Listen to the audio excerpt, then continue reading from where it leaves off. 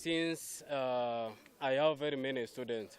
That's why I normally call all of them so that I can determine the number. Then after determining the number, that is the time I normally sort the number or the amount, the percentage which I can issue each and every student. Yeah. So first of all, we will collect all the forms, then we sort all of them. We consider the number of those forms. I have very many cases of poor families, and I would like to help them because they are thirst of education, but at the same time they lack someone to assist them. But just seeking for the support from outside.